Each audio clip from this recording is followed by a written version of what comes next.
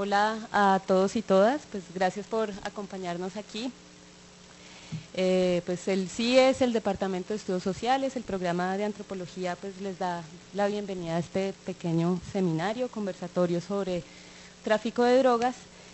Y pues antes de presentarles a nuestros invitados, quisiéramos como reiterarles, digamos que estos son esfuerzos que hace la Facultad de Derecho y Ciencias Sociales por abordar problemáticas regionales, digamos, la idea del narcotráfico, del tráfico de drogas, tratarlo de hacerlo desde una perspectiva amplia, comparada, global.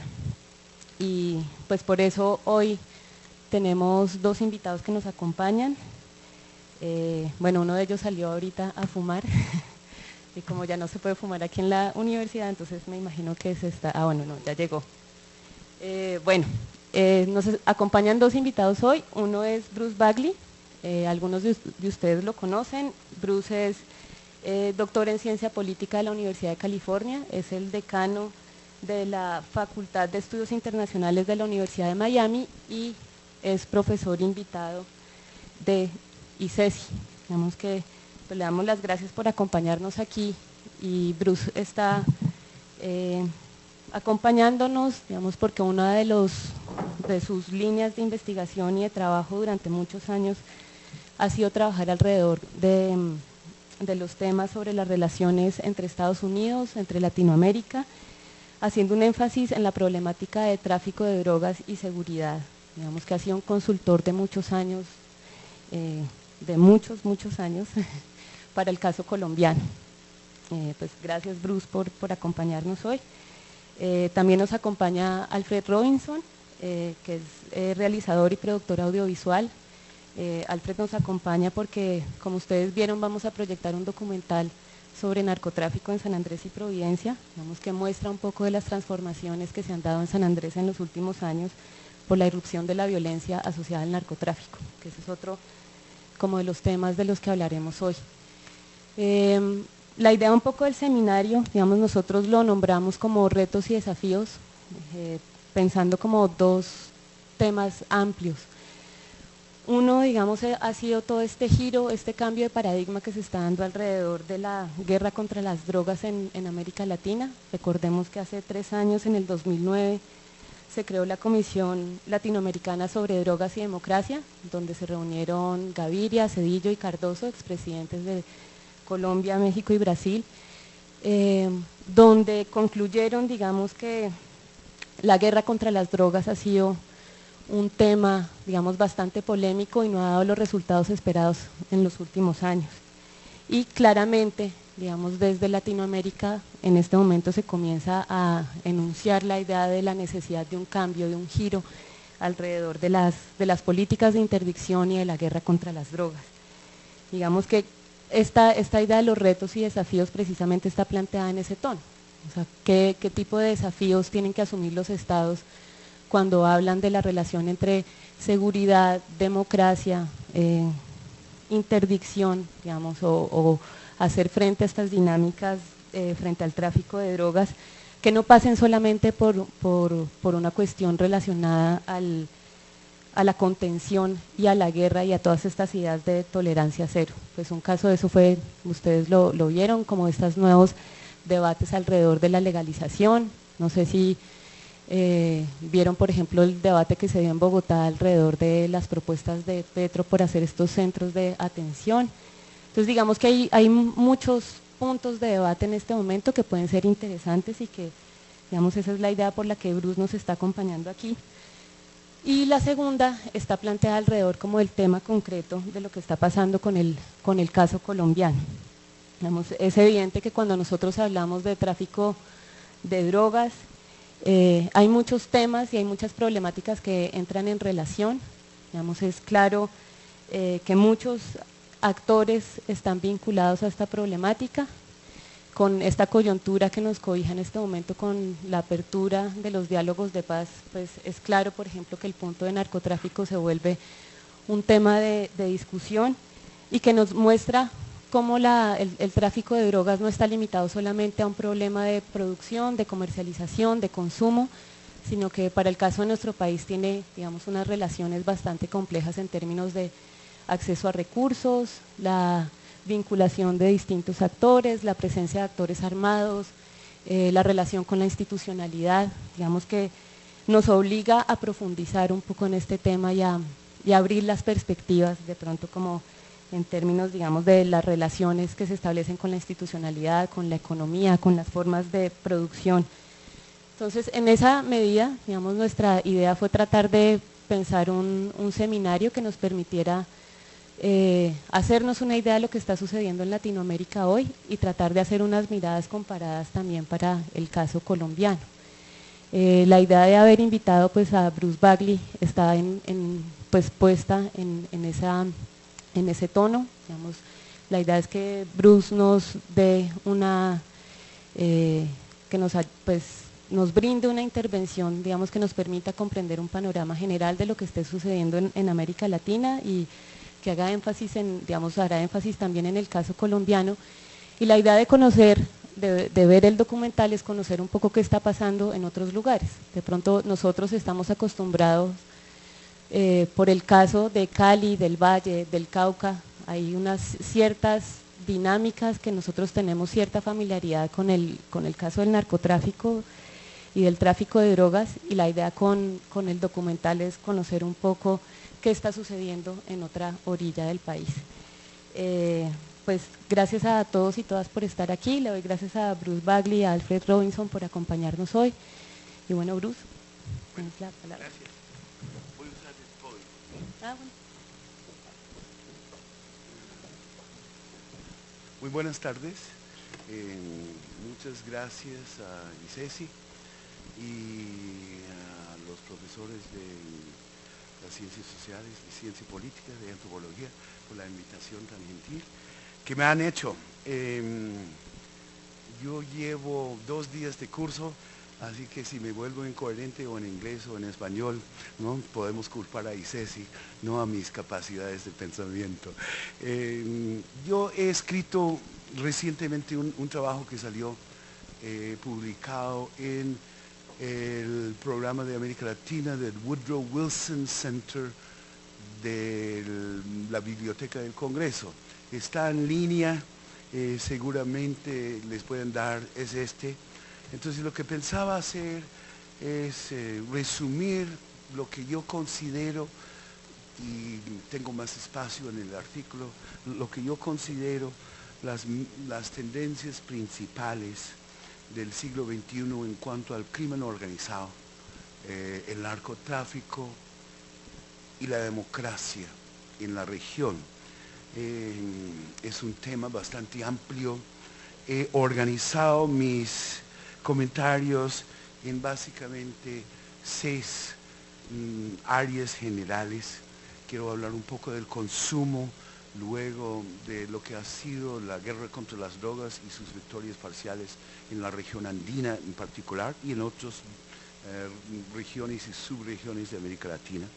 Luego las consecuencias no intencionales de las victorias parciales que se han logrado en los últimos 40 años en esa guerra liderada por los Estados Unidos en América Latina, que desde mi perspectiva ha sido no solo un fracaso, sino extremadamente contraproducente para los intereses tanto de los Estados Unidos como de varios países de América Latina, principalmente entre ellos Colombia, México, pero toda la región andina, la región centroamericana. Ahora se involucran cada vez más países como Brasil, Argentina y otros que voy a mencionar, y se extiende pues la contaminación o el efecto contaminador de esta guerra fracasada y contraproducente al occidente de África, 11 países como Guinea-Bissau, Mali, varios otros, Europa, y se extiende aún más allá hacia los países de Europa Oriental, Rusia y otras zonas, ¿no?, del planeta. Voy a comentarlo muy rápidamente, obviamente no hay tiempo para entrar en detalle en cada uno. El cuarto tema mío es lo que yo llamo la desinstitucionalización provocada por esta guerra fracasada. La desinstitucionalización en Colombia, en México, en el Triángulo Norte de Centroamérica y en varias otras regiones alrededor del globo. El quinto es lo que yo planteo como la corresponsabilidad de los Estados Unidos y lo que han sido los errores fundamentales y un esfuerzo limitado de explicar por qué los Estados Unidos ha insistido sobre una política que tan obviamente ha fracasado. Para terminar en una rápida discusión de cuáles son las alternativas que yo veo, cuáles son los impedimentos y obstáculos frente a la legalización de algunas drogas, despenalización de otras y políticas de reducción de daños frente a lo que ha sido el modelo prohibicionista y de represión liderado por los Estados Unidos. Bien, estas son las ideas generales, ¿no? Empiezo con la globalización del consumo porque creo que es fundamental que ustedes entiendan que a pesar de 40 años, desde 41 años ya, desde 71, cuando el presidente Nixon en Estados Unidos declaró lo que hoy podemos denominar la fase moderna de la guerra contra las drogas, realmente no hemos podido contener el uso y a veces el abuso de varias drogas, empezando con la marihuana, pasando por la heroína, llegando a la cocaína, metanfetamina y otros, ¿no? Metanfetaminas y otras drogas. Es en ese sentido que a primer nivel hay que plantear el fracaso. Si el propósito desde hace 40 años fue limitar la expansión del consumo a través de una guerra que nos ha costado, según mis propios cálculos, $1 trillón durante estos últimos 40 años, obviamente no se puede reclamar la victoria.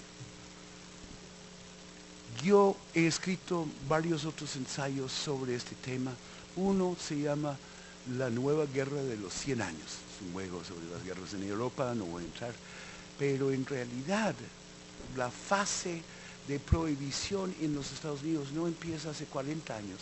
Empezó en 1914 con la adopción de un acta que se llama el Harrison Act de 1914, que prohibió tanto el cultivo como el tráfico, como el consumo, distribución y consumo de cocaína en todas sus formas y heroína en todas sus formas, o pongamos hoja de coca y amapola.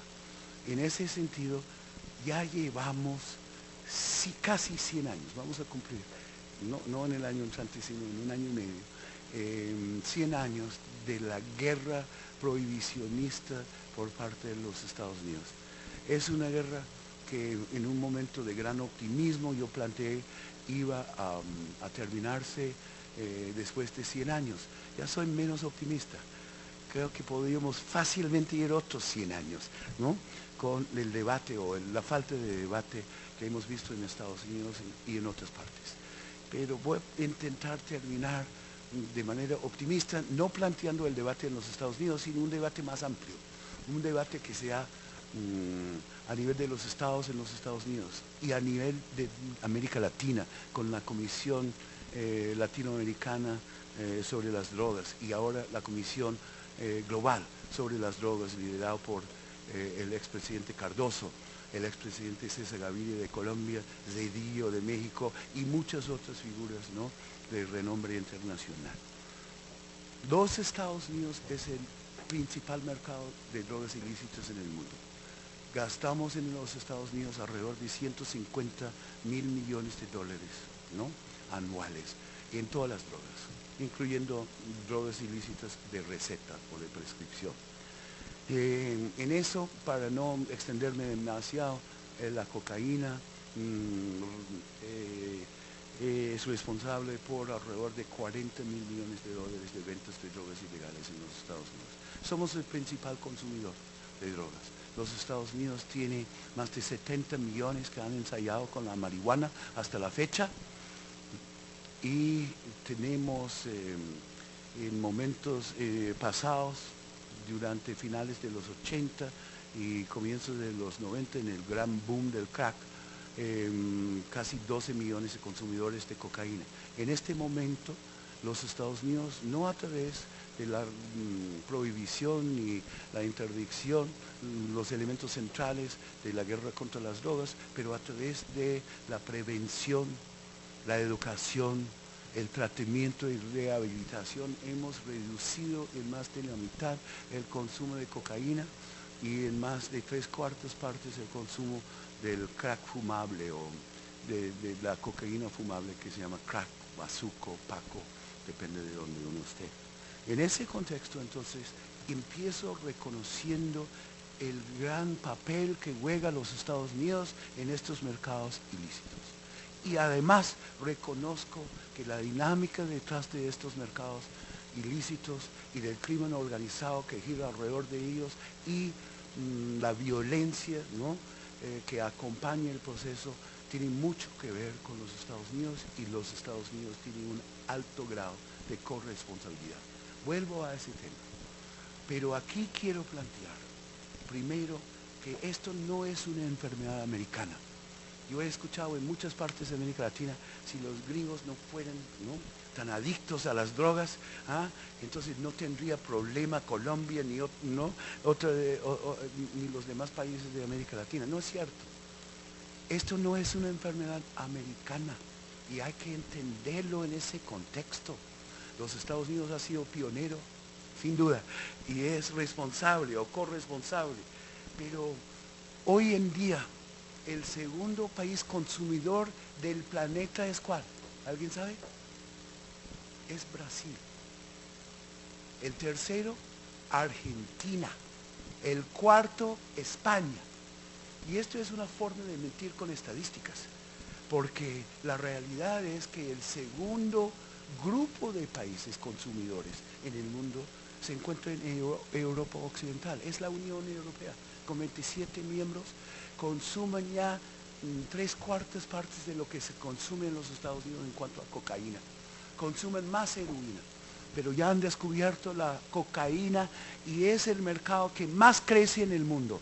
Pagan 3 veces lo que se paga por gramo en los Estados Unidos, lo que se paga por 8 ball, es una frase norteamericana, lo que se paga por onza o por tonelada métrica.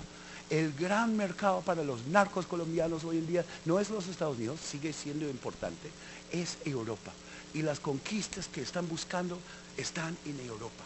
Por eso estamos viendo la presencia creciente del crimen organizado, tanto colombiano como mexicano y de otros países de América Latina, presente cada vez más en Europa. ¿Cómo pueden declarar que es una enfermedad americana cuando hemos visto una expansión globalizante del consumo de la cocaína, para no hablar de otras drogas? Es una falsedad, es un mito. Si fuera a desaparecer la demanda norteamericana mañana, Colombia todavía tendría un gran problema en cuanto a al cultivo, la refinación o procesamiento ilícito, el contrabando, el tráfico y la venta de drogas en el mundo, que afectarían tanto el sistema político como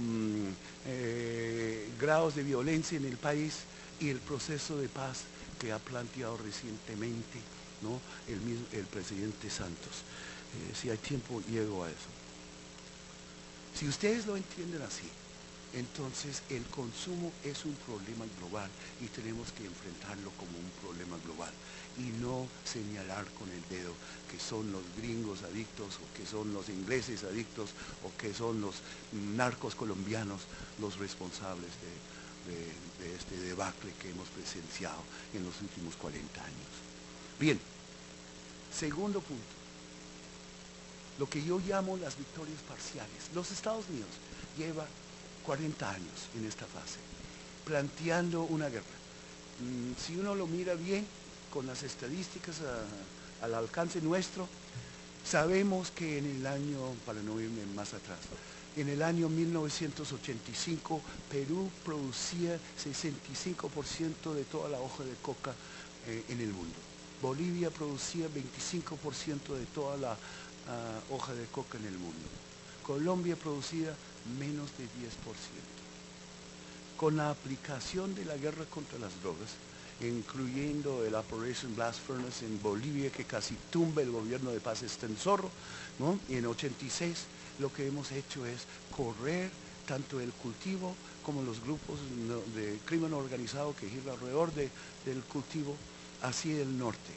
En el año 2000, entre 2000 y 2007, Colombia llega a ser el principal productor de hoja de coca en el mundo, algo que jamás había pasado en la historia.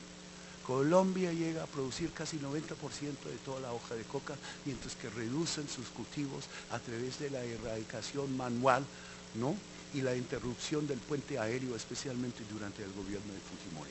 A mediados de los años 90, tanto el general Banzer en Bolivia como el presidente Fujimori, finalmente sacado a patadas y mandado a la cárcel, ¿no?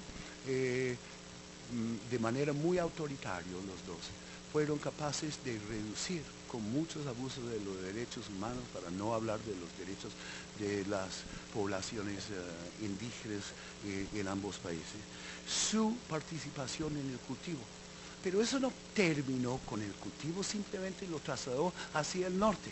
Colombia era tierra fértil, en Colombia con una gigantesca extensión territorial, con poco control gubernamental y con un mercado norteamericano tan jugoso y tan rentable, ¿no? Entraron los colombianos de lleno. En ese sentido, hemos visto lo que yo llamo el efecto globo en cuanto a la expansión del área de cultivo. De una zona pasa a Colombia. Ya estamos en un proceso de efecto globo al revés. Colombia, a través de la aspersión aérea, lo que ustedes aquí llaman la fumigación a veces aérea, ha podido reducir, por lo menos en parte, su producción. Las estadísticas no son buenas, no voy a entrar en eso, pero el punto central sería que Colombia ha minimizado su participación en los mercados de hoja de coca de alrededor de 90, 90 y pico a alrededor de 50. Se pelea el título de campeón de producción, de cultivo de la hoja de coca entre Perú y Bolivia en este momento.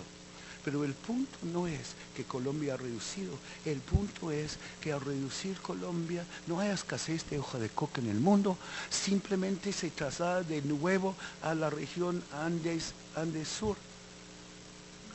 Se resucita la producción, el cultivo en varias zonas del Virrey, ¿no? Del Valle de Apurímac y otros, en el Perú, en distintas zonas de Bolivia, el Chapare, el Beni y otros, en los Yungas, que es la zona tradicional. Si uno hace el balance, en estos 40 años hemos visto contaminados primero Bolivia, Perú, Ecuador como ruta de tránsito, Colombia, y ya se devuelve la pelota a los Andes Sur, pero sin variar por una tonelada métrica la producción a nivel mundial. Ha aumentado. ¿Esto es un triunfo? No, es una victoria parcial. Yo lo comparo con un juego que a los jóvenes norteamericanos les gusta mucho, que se llama whack-a-mole, cuando uno pega en una zona a un títere y baja y luego aparece en otro. Eso es lo que hemos hecho durante 40 años. Ha producido el efecto globo. El efecto globo no es estancamiento, es empeoramiento. Por eso digo contraproducente esta guerra contra las drogas, porque el efecto contraproducente es contaminar país tras país con los mismos problemas, sin resolver ninguno de los problemas en ninguno de los países. Ya volvemos a ver la producción aumentarse tanto en Perú y Bolivia, mientras que Colombia ha innovado con menos hectáreas, produce más clorhidrato, no necesita tanto, hay hibridización de las matas, sin hablar de los efectos negativos medioambientales de la fumigación permanente de medio país, incluyendo los parques nacionales, la serranía de la Macarena y otras. En ese contexto, si ustedes miran las estadísticas, no de Gringolandia, sino de la ONU el año pasado plantea que Colombia fumigó, ¿no? Regó glifosato sobre 136.000 hectáreas de hoja de coca en el país. Según la ONU, solo hay 62 a 64, que es un aumento de 3%, a pesar del asedio que representa, ¿no?, el uso del glifosato. Han fumigado más del doble del territorio que se calcula está bajo cultivo de hoja de coca, y eso sin contar la erradicación manual que alcanza entre 36 y 40.000 hectáreas en el país. Estamos hablando de alrededor de 175.000 hectáreas o erradicados manualmente o por la fumigación aérea, pero a pesar de eso, en el informe de 2011 dice la ONU que produce Colombia 64.000 hectáreas de hoja de coca y sigue siendo entre los dos países productores principales de hoja de coca en el mundo. ¿Podemos llamar ese efecto globo un triunfo? No, es una victoria parcial con efectos nocivos sobre la extensión de la violencia, sobre los derechos humanos, los derechos de las poblaciones afrodescendientes y indígenas en varias regiones de la zona andina. Hay un segundo efecto no intencional. Yo lo llamo el efecto cucaracha. El efecto cucaracha es la dispersión del crimen organizado, porque no es simplemente el efecto globo. El efecto cucaracha quiere decir que cuando uno empuja, ¿no?, en las zonas, por ejemplo, de los Andes Sur, brota el crimen organizado alrededor de las nuevas zonas de cultivo, de procesamiento y de tráfico de drogas. Ustedes han visto surgir en Colombia las organizaciones de narcotraficantes, los llamados carteles de Medellín y Cali y muchos otros, ¿no? Entre las organizaciones criminales de crimen organizado transnacional más violentos que se ha visto en la historia de la humanidad, hasta reciente con los Zetas en México y otros. En ese contexto, entonces, en vez de contener el crimen organizado, hemos empujado el crimen organizado de la región sureña de los Andes a Colombia, y ya con el Plan Colombia, que voy a mencionar en un momento, hemos empujado el crimen organizado hacia el norte. En Colombia han reducido la capacidad y la envergadura, pues, de las organizaciones criminales, tanto Medellín como Cali. Hay varios otros grupos que han surgido, Milenio,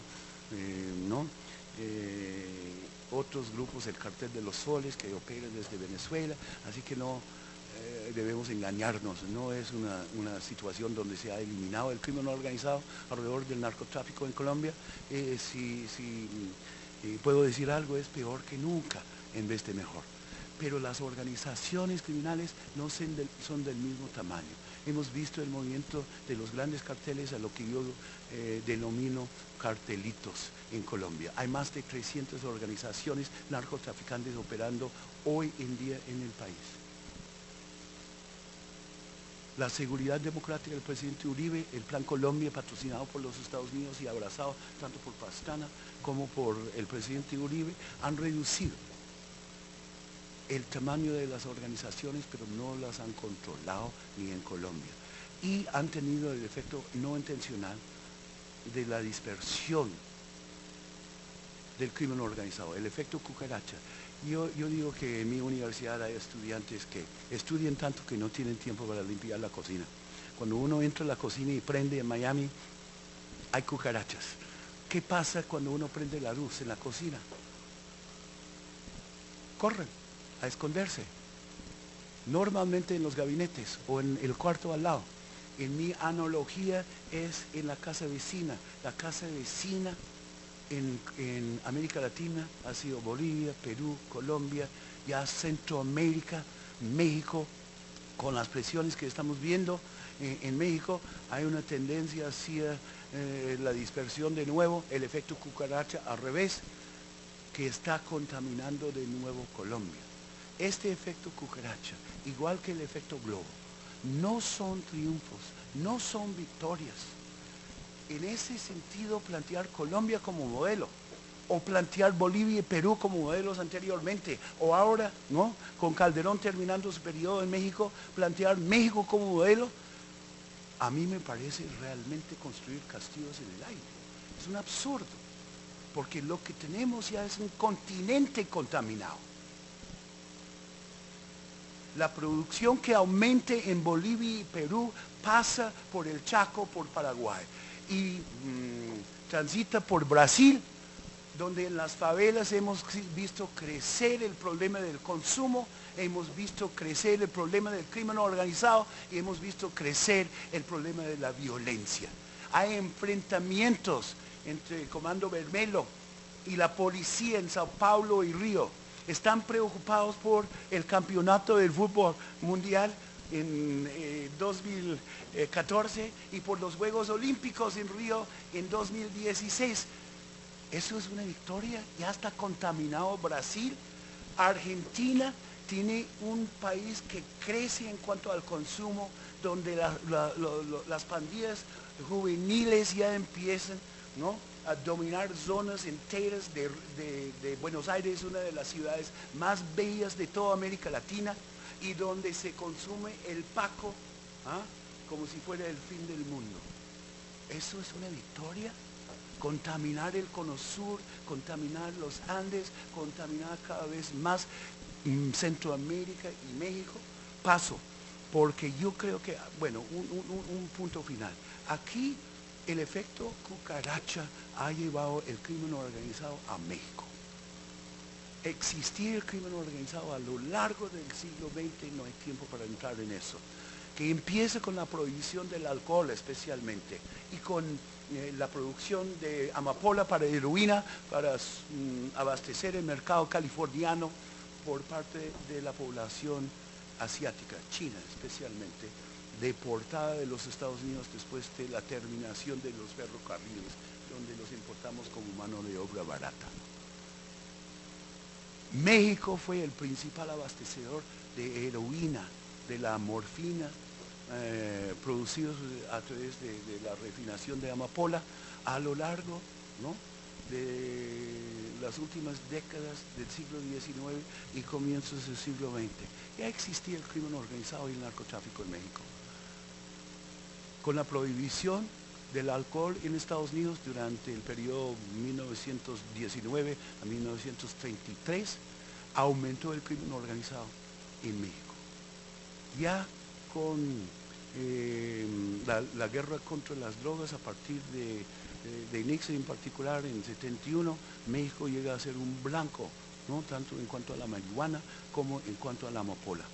Pero es la victoria parcial que representa la combinación de la seguridad democrática del presidente Uribe durante sus dos periodos, 2002 a 2010, y el Plan Colombia, 8.000 millones de dólares invertidos por parte de los Estados Unidos durante 10 años, de 2000 a 2011,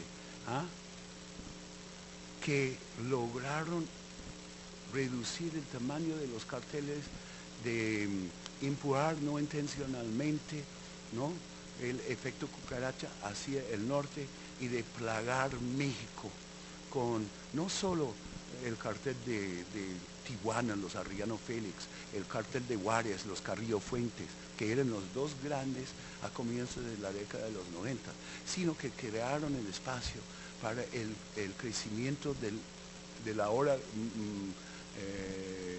el grupo más grande, que se llama Sinaloa, bajo Joaquín El Chapo Guzmán, que permitió el crecimiento del cartel del Golfo bajo Ociel Cárdenas, deportado a los Estados Unidos en 2007, pero sigue el cartel, del crecimiento de la organización que se llama Zetas, que es una organización militar de ex fuerzas especiales, tanto de México como de Guatemala, que ya está desplazando al cartel de México y que son responsables de la carnicería que hemos visto en ciudades como Juárez, al norte de México. En ese sentido, el efecto cucaracha deja de contaminar parcialmente Colombia y contamina México. Para no extenderme más, con la adopción en 2007 de la iniciativa Mérida patrocinada por los Estados Unidos y la llegada al poder del presidente Felipe Calderón, ya terminando su periodo presidencial, su sexenio, en el 1 de diciembre de 2006, la combinación ha fragmentado las organizaciones criminales en México, no los ha desaparecido. Ya hay 16 grandes carteles operando en México. No hay ni el tiempo para listarlos todos. ¿Ah? Capturen un capo diario. Eso varía, ¿no? En algo la situación de violencia que vive México no lo empeora. Ya que están empujando tanto desde la frontera norte de México, la frontera sur de los Estados Unidos, a través de la militarización con todos los problemas que eso conlleva dentro de la sociedad, ¿no?, mexicana, han logrado desplazar algunas de las organizaciones criminales hacia Centroamérica. Está plagado hoy en día Guatemala por una invasión de las organizaciones criminales mexicanas que ya empiezan a operar desde territorio guatemalteco, hondureño y salvadoreño. Se llama el Triángulo del Norte y los tres países están cada vez más inclinados al colapso institucional porque son más pequeños, menos capaces que Colombia y México para lidiar con estos problemas. México declara a través de Calderón un éxito, un triunfo en México. ¿Ustedes creen que el presidente Otto Pérez Molina lo declara un éxito? No, Pérez Molina acaba de anunciar antes de la reunión cumbre de Cartagena en abril 14 de 2012, aquí en su país, que era necesario pensar en la legalización de la droga porque su país no tenía la capacidad institucional para proteger su democracia, mucho menos prevenir la penetración progresiva de la corrupción narcotraficante en sus instituciones. En San Pedro Sula, Honduras, la tasa de homicidios es 150 por 100,000. Colombia subió en sus peores momentos a 67. Colombia ya está cantando victoria porque ha bajado a 34. ¿Alguien sabe cuántos se mueren por 100,000 en México? 15. Y México está inundado de narcotráfico y preocupadísimo que van a verse, ¿no?, naufragados, ¿no?, por el efecto cucaracha en su país. En ese sentido, todo es relativo. ¿Ah? Los colombianos están mejor y muchos colombianos dicen que la seguridad democrática logró mucho. Pero ustedes todavía están entre los 4, ¿no?, países de más altas tasas de homicidio en toda la región. México crece, Guatemala ni hablar, Honduras ni hablar, y crece también la tasa de homicidios por cada 100,000 en todo el cono sur. En ese contexto, entonces, está contaminándose de nuevo Centroamérica. México está contaminado y está empujando. ¿A dónde van a llegar en este efecto cucaracha al revés? Yo les digo, ya están llegando otra vez a Colombia. Estamos viendo una reingeniería del crimen organizado en Colombia. Ya pasa de los grandes carteles, que no eran muy eficientes como modelos para el negocio del narcotráfico, pero surgen organizaciones como los urabeños, como los rastrojos, como los machos, como Águilas Negras, el cartel de los soles. En ese contexto, ¿qué tenemos? Lo que tenemos es un grupo de crimen organizado, cierta continuidad con el paramilitarismo colombiano de antaño, de Salvatore Mancuso y de Don Berna, que fue capaz de paralizar a través de una huelga declarada por los urabeños la cuarta parte del país durante 3 días después de la muerte a manos del ejército colombiano de Giovanni, su gran capo. Paralizaron el país durante 3 días hace 6 meses. Colombia de nuevo está viendo surgir el cultivo, está viendo de nuevo la reingeniería de las organizaciones criminales que han aprendido cómo esconderse de las autoridades. Ya no están buscando comprarse el gobierno nacional, están, ¿no?, escondiéndose a nivel departamental y a nivel municipal. Hay imperios enteros que están surgiendo a nivel de municipalidades y a nivel de departamentos y distintas regiones del país que desde mi perspectiva amenazan de raíz la democracia colombiana. Si hubiera más tiempo podría profundizar sobre eso. Tanto en México como en Colombia, lo que yo reclamo es que hemos visto que la guerra contra las drogas ha llevado a un proceso de progresiva desinstitucionalización en vez de fortalecimiento o construcción de la democracia. La democracia, especialmente la democracia joven, en transición, es vulnerable al crimen organizado.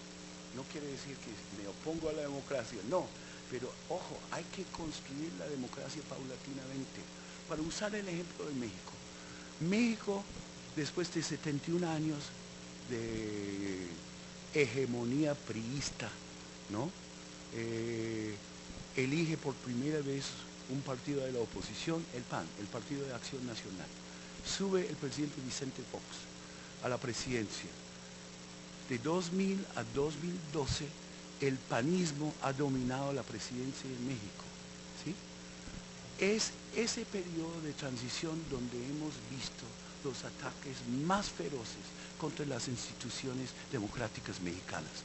Ha permeado en la corrupción narcotraficante de los partidos, las elecciones, la policía, la rama judicial y las prisiones. Hace 8 meses hubo un ataque a una prisión en Nuevo Laredo, cerca de la frontera con los Estados Unidos, cerca de Laredo, en Texas, donde llegaron los Zetas a rescatar 50 de sus soldados que estaban en la cárcel, estaban en la prisión. Salieron después de 2 horas con un desfile de 157 prisioneros. Reclutaron 107 nuevos, más los 50 que fueron a rescatar. Y el alcalde de la prisión y todos los guardianes fueron sobornados.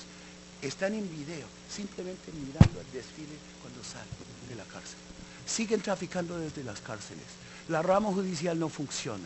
La policía está corrupto, especialmente a nivel de municipalidades y estados. Hay 31 estados en México, más el Distrito Federal. Está plagado México por eso. ¿Cómo se construye la democracia en el medio de tanta violencia narcotraficante, de tanta corrupción, de tanto poder de fuego? Yo creo que la conclusión es que no se construye, se desconstruye, se desinstitucionaliza. Eso está pasando con las democracias en varias partes de la región de América Latina. No solo en México, no solo en Colombia. Bueno, yo creo que es extremadamente preocupante la tendencia que estamos viendo con las bandas criminales. No voy a extenderme más sobre eso. 2 otros puntos, ¿no?, que yo creo que son importantes. Primero, la corresponsabilidad norteamericana. Yo creo que los Estados Unidos, con una terquedad, ¿no?, absurda, ha insistido en una política que no solo ha fracasado, sino que ha producido, ¿no?, desastres, que ha derramado sangre y tesoro por toda la región de América Latina, para no hablar de otras regiones del mundo. Tenemos un alto grado de corresponsabilidad. ¿Cómo puede mejorar su récord los Estados Unidos? No es intensificando la guerra contra las drogas. Este modelo de prohibición se ha demostrado incapaz de controlar el problema desde 1914 y el Harrison Act, o desde 71 con la declaración de la fase moderna de la guerra contra las drogas.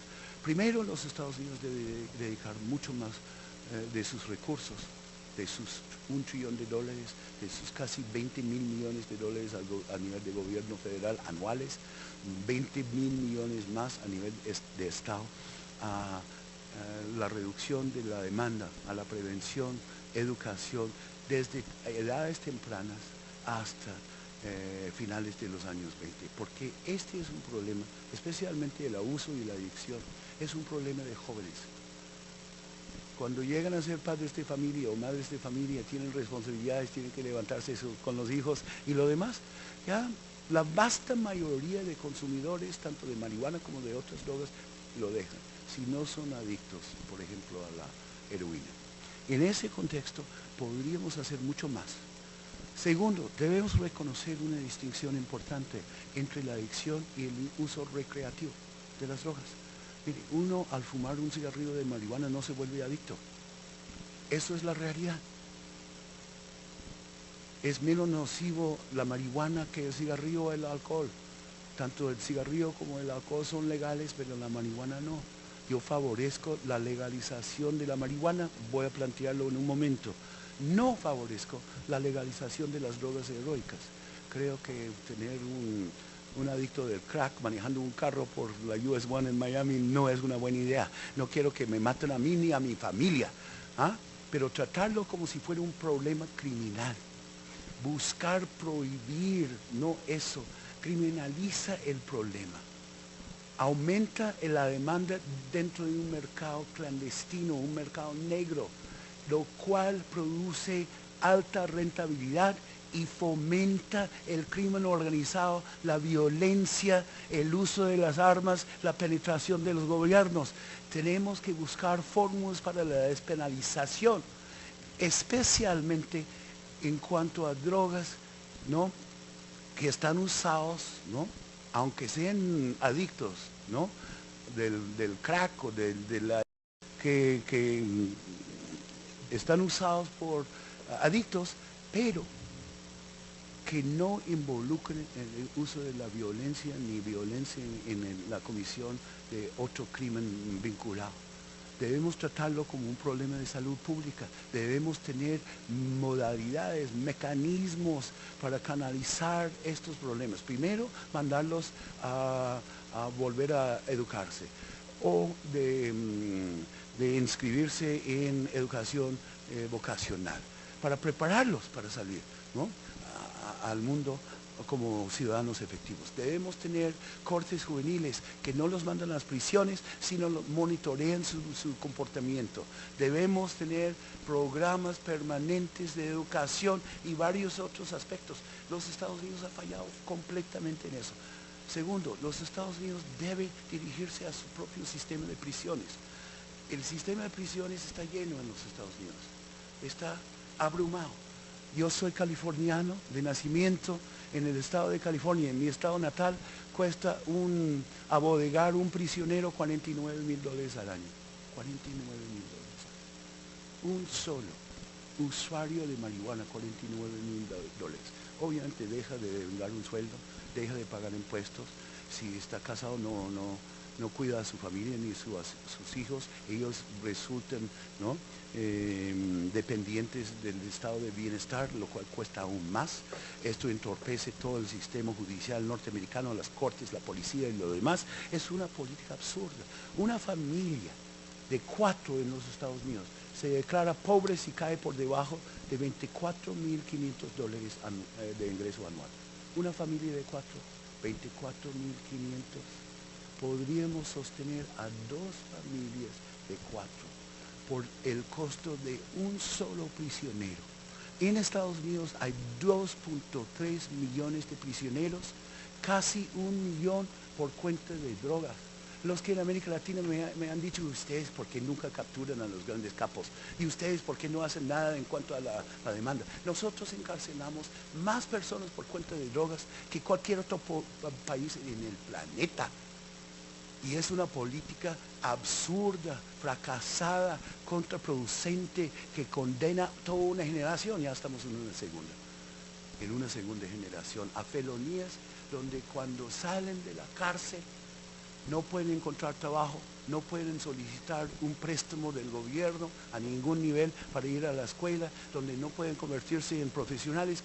¿Qué pasa cuando salen de la cárcel? Vuelvan a la calle, a las mismas vecindades, a delinquir de nuevo. Hemos creado un subclase, un lumpen, que está agarrado por un síndrome de delincuencia, de adicción, de vivir sin esperanzas. Tenemos que cambiar eso y tenemos que empezar con una reforma de nuestro sistema carcelario, que no lo hemos reformado.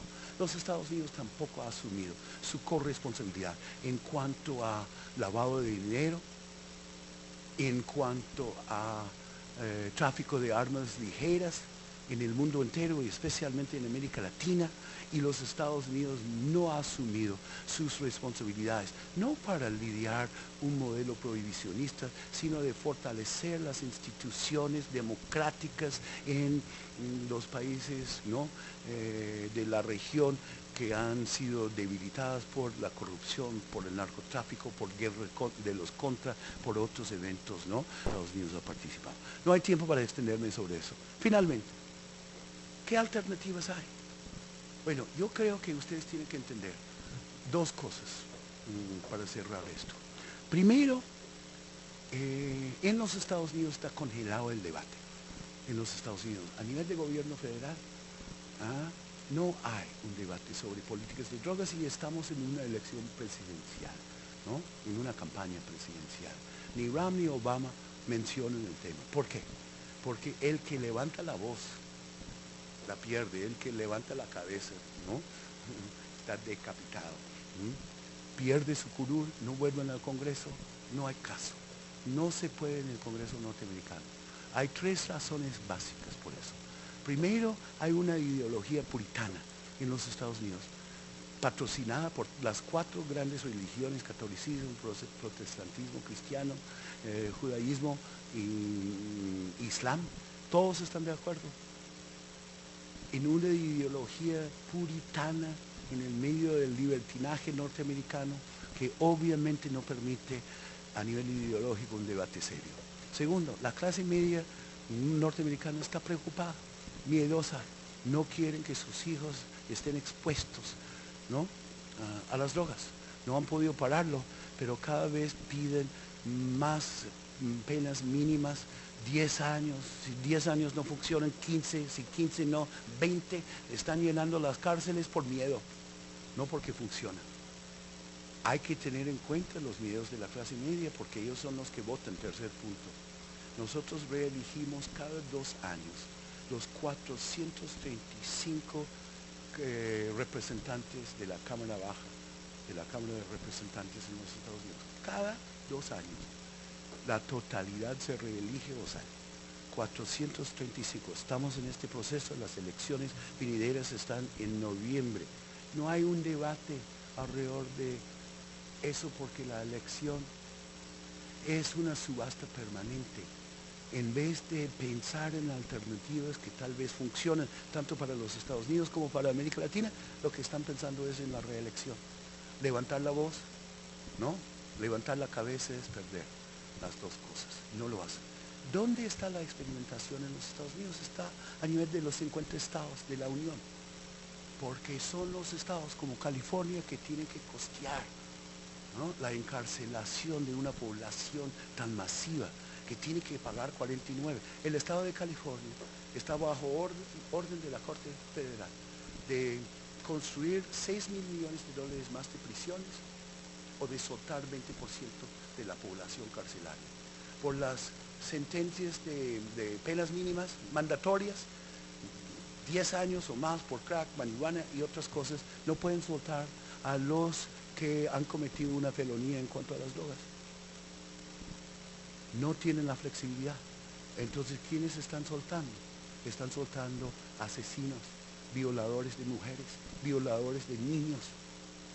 Y esto está causando una indignación infinita en la población californiana, que lo llevó a plantear la legalización de la marihuana, que por poco pasa, se aprueba en 2010.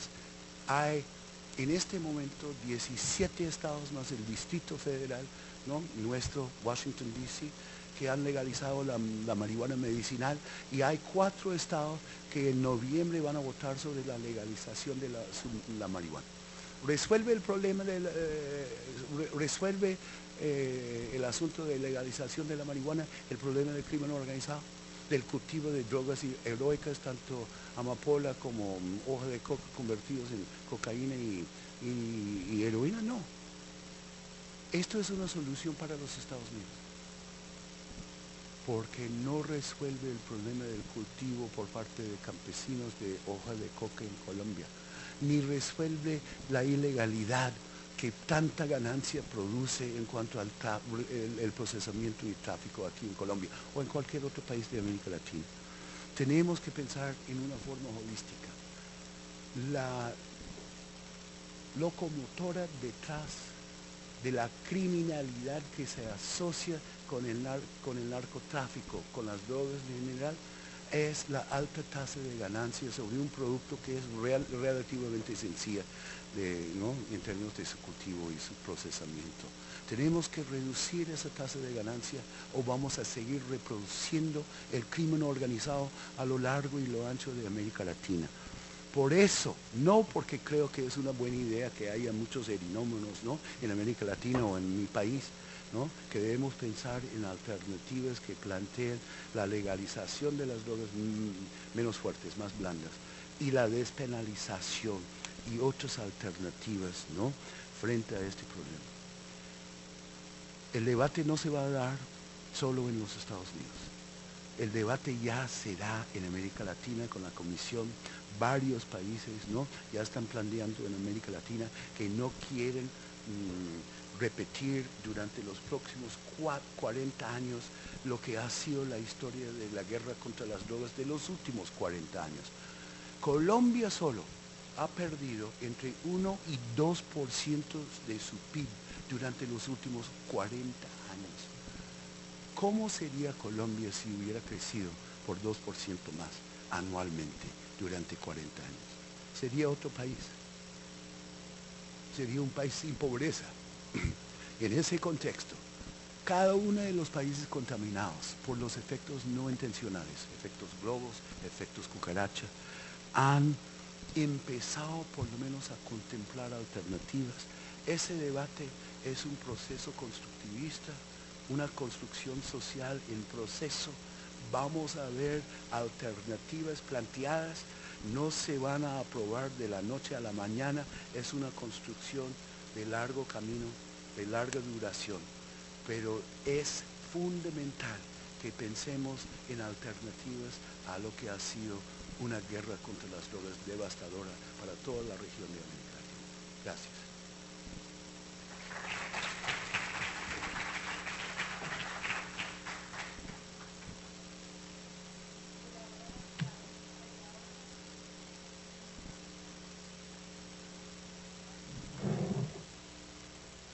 O ya contesté todas.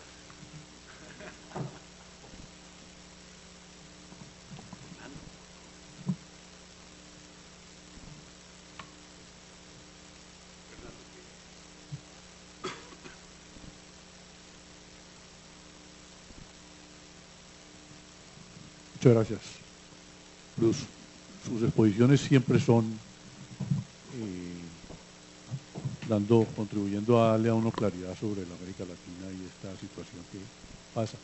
Veo que está muy informado sobre todos los grupos narcotraficantes colombianos, pero no tocó a la FARC, nos dejó a la FARC por fuera. Y todos estos grupos que antes los carteles colombianos estaban en el negocio para beneficiarse económicamente y ser ricos simplemente, ahora vemos cómo estos nuevos carteles o estos paramilitares que ahora lo llaman BACRI para que todos los colombianos creyéramos que se habían acabado los paramilitares. Y se desmovilizaron los paramilitares. Y se desmovilizaron, pero ahí tenemos una red criminal todavía más fuerte. Está financiando el desorden en Colombia y ya son socios de la FARC, antes eran enemigos de la FARC.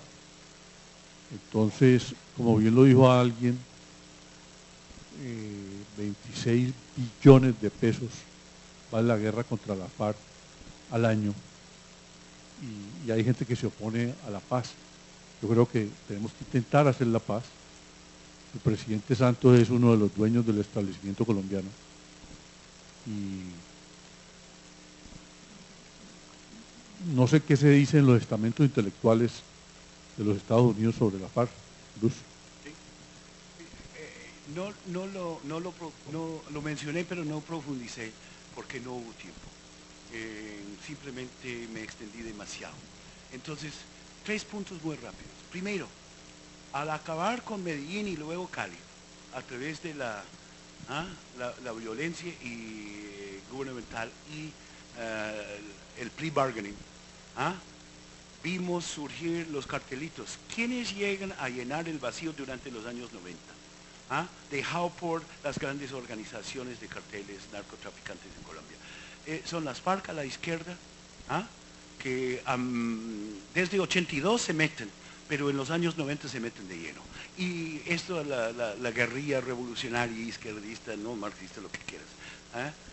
Por la derecha llena el vacío dejado la AUC.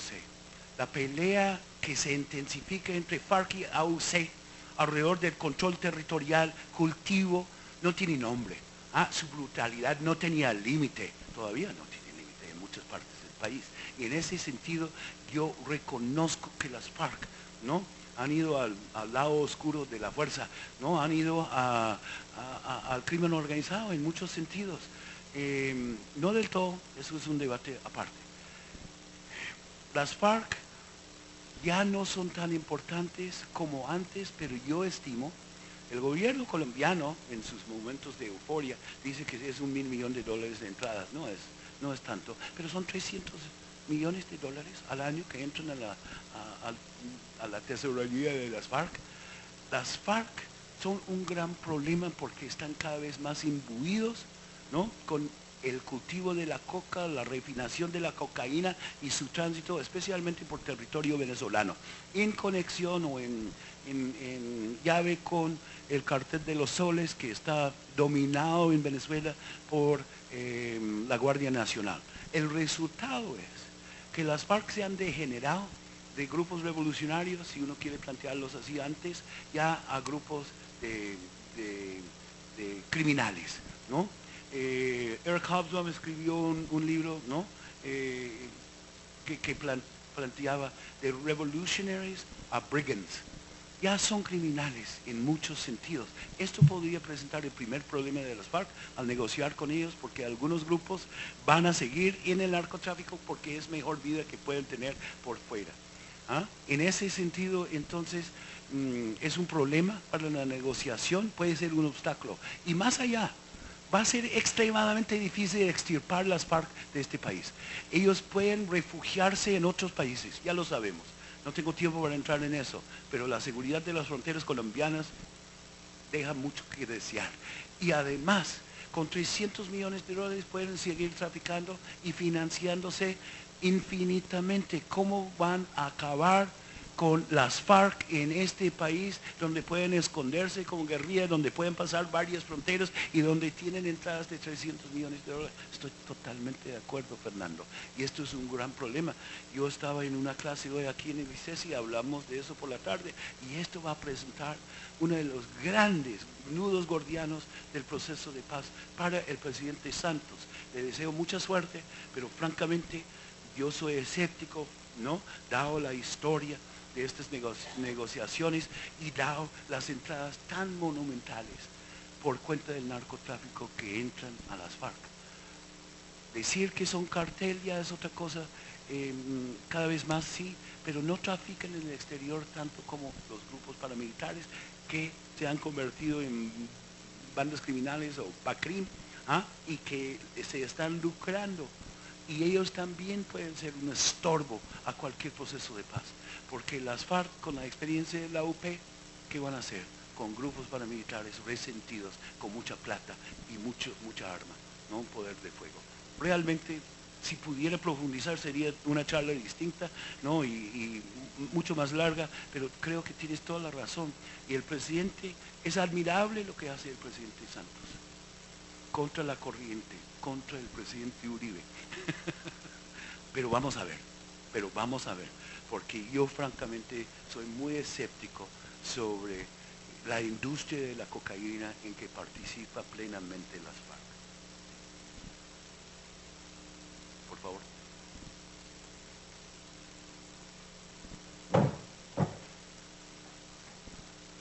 Grita.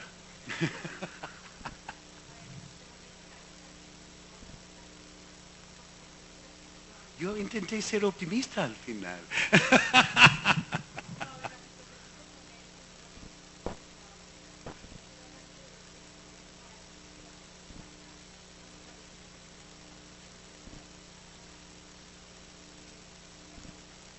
Mire, no tuve tiempo para profundizar.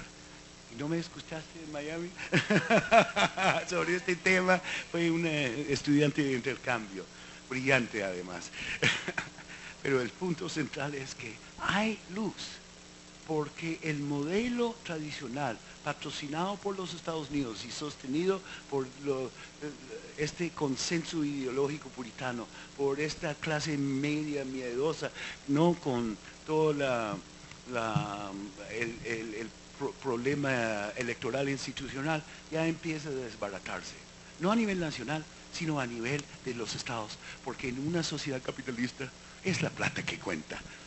¿Por cuánto tiempo vamos a poder seguir abodegando, ¿no?, prisioneros a $49,000 por encarcelado? Absurdo esto, imposible, estamos en bancarrota, todos ustedes, ¿no?, han escuchado de eso, en los déficits, ¿no?, es parte del debate en los Estados Unidos, pero vamos a ver cambios fundamentales, vamos a ver, yo predigo, es posible en estas elecciones venideras, pero si no en estas, dentro de 5 años vamos a ver varios estados que legalizan la marihuana.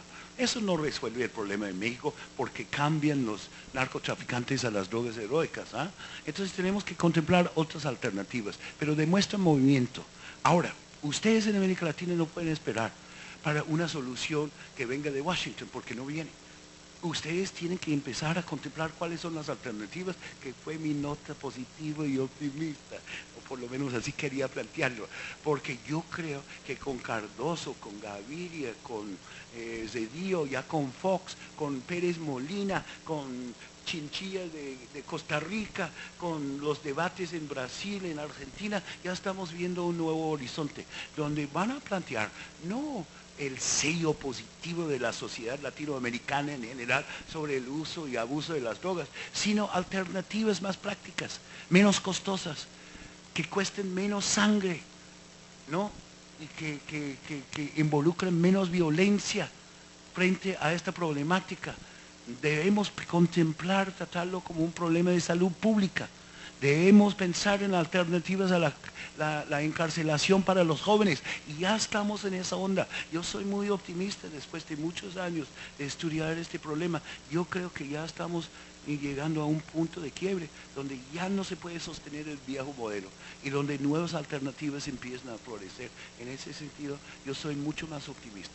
Pero finalmente, lo que tenemos que hacer es reducir la ganancia, porque es la ganancia que genera el crimen organizado, es la ganancia que genera la corrupción y es la ganancia que genera los homicidios y la violencia.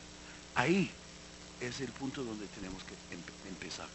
Reducir la ganancia, reduce el crimen organizado.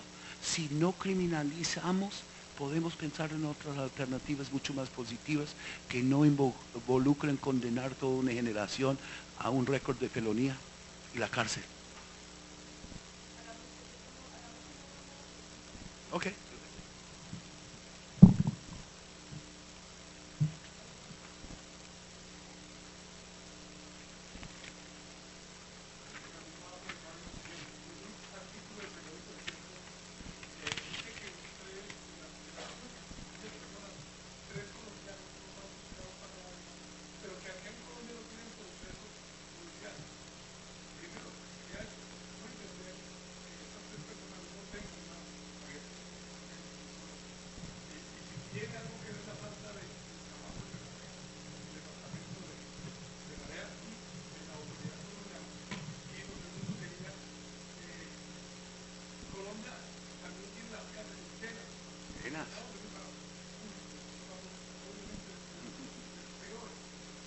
En condiciones peores.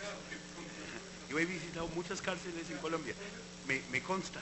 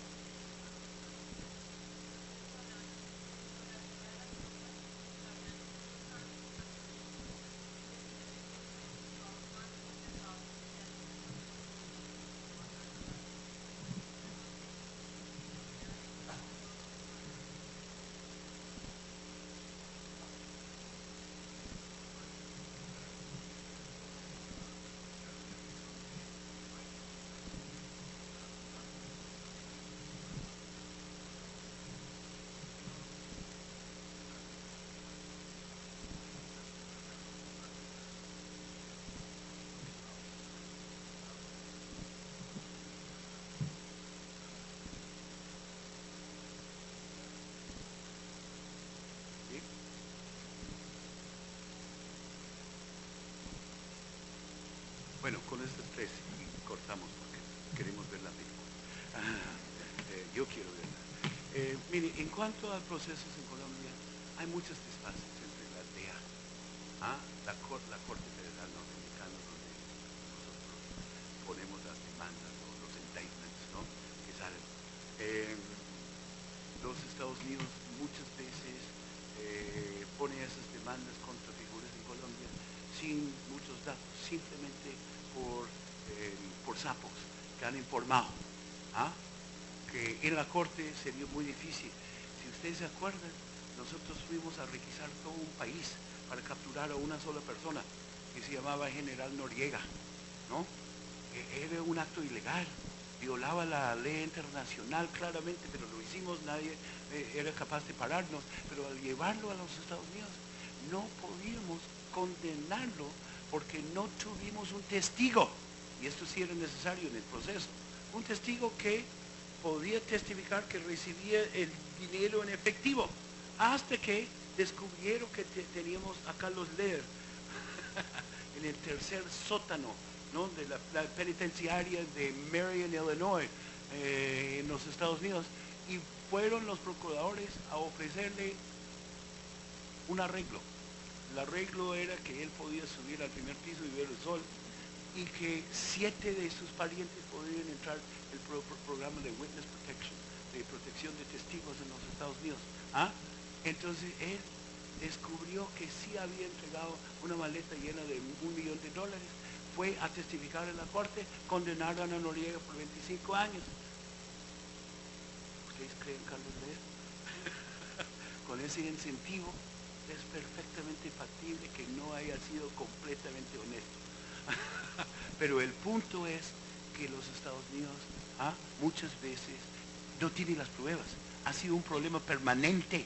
Yo he participado como testigo. Entonces en Colombia, por lo menos formalmente, Colombia requiere ciertas pruebas, ¿no? Y cuando no las tienen, entonces no hay un proceso en su contra. Hay también problemas de jurisdicciones. Si están traficando a través de Centroamérica y a los Estados Unidos, entonces posiblemente no es un delito. O a través de Venezuela, no es delito en Colombia, sino delito en Estados Unidos. Eso es el primer punto. Y creo que hay muchos desfases, pero hay muchos problemas, pongámoslos así, de comunicación, de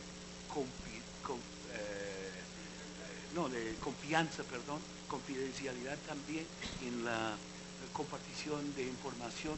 Mejor dicho, es todo un cuentazo, como dice mi amigo Fernando Cepeda. No hay tiempo, pero realmente hay serios problemas en términos de la cooperación internacional frente a este problema. Suministro de drogas a los adictos. Yo favorezco eso.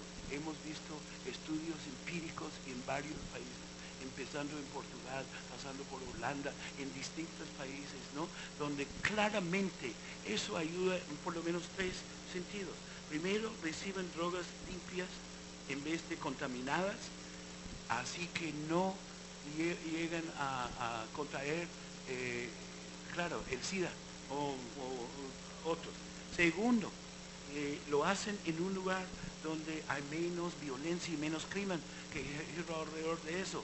Y si está suministrado la droga, no tienen que vender sus cuerpos a las mujeres, no tienen que entrar en estos actos no muy naturales en ese sentido, lo cual involucra no solo la trata de blancas, sino también la venta de niños y otros problemas, ¿no?, para los adictos. A mí me parece la solución humanitaria, la solución racional y la solución que más protege a la sociedad.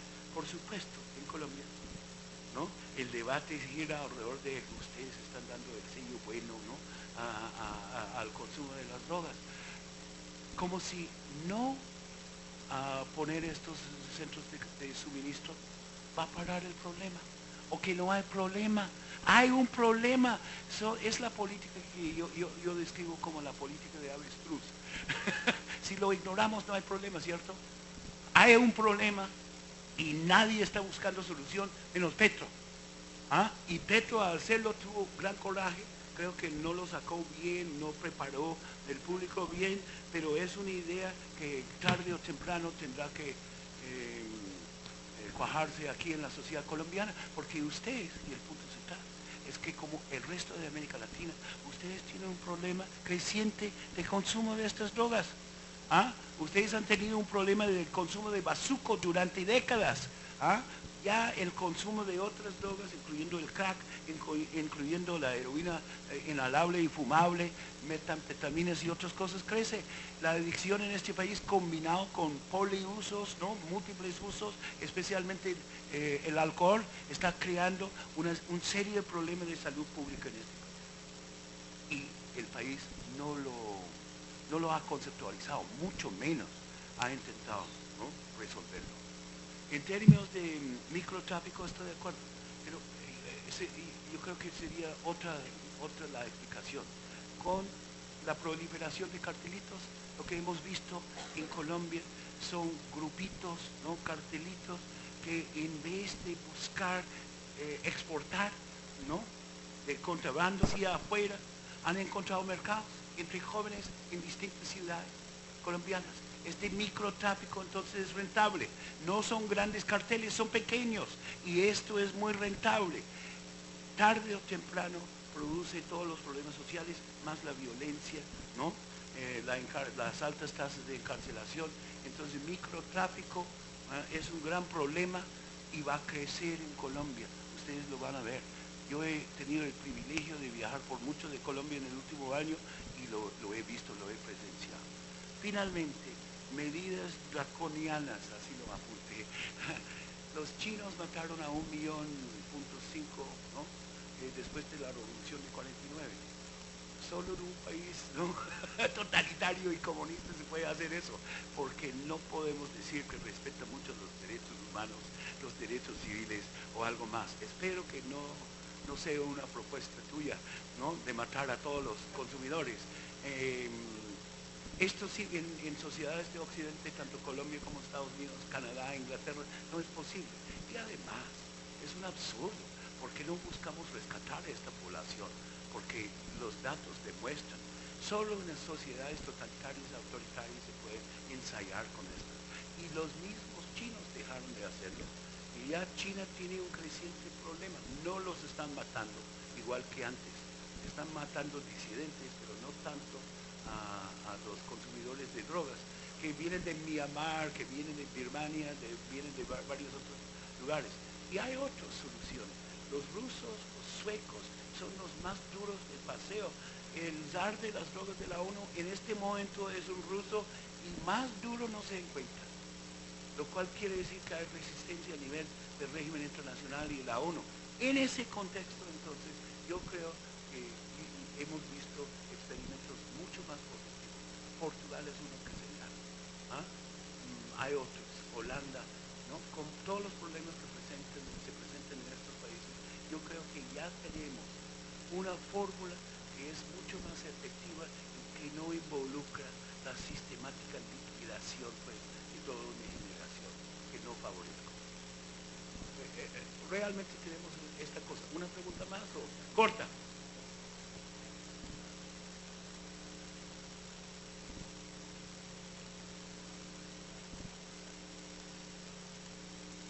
Porque es un problema de seguridad, es un problema de salud pública.